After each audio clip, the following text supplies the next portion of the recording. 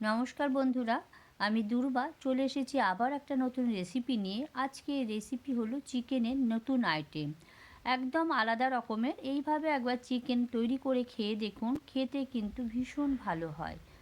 তার জন্য দেখুন প্রথমেই কিন্তু চিকেনগুলোকে খুব ভালো করে জল দিয়ে ধুয়ে নিয়েছি।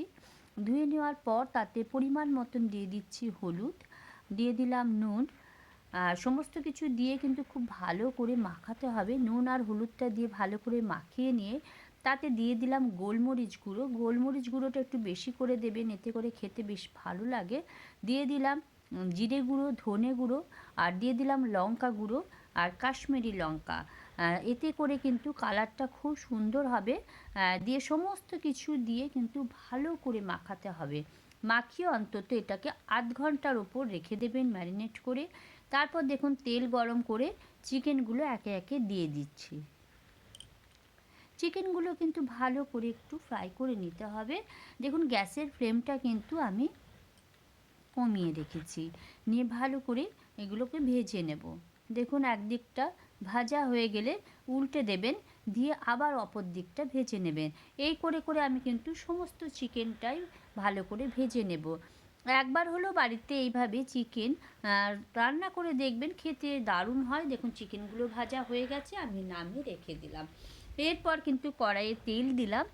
কড়াইয়ে পরিমাণ মতন তেল দিয়ে তাতে দিয়ে দিচ্ছি তেজপাতা, শুকনো লঙ্কা, এলাচ, দারচিনি, পেঁয়াজ, সমস্ত কিছুই দিলাম।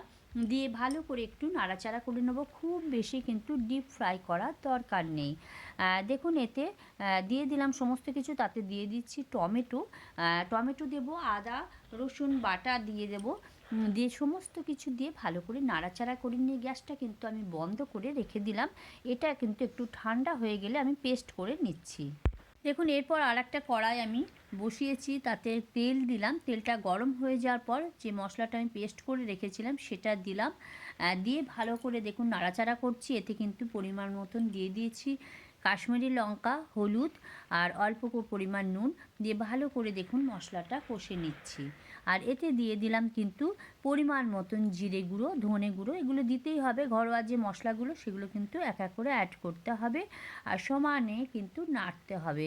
এইভাবে মাংস তৈরি করে দেখুন, খেতে খুব ভালো লাগে।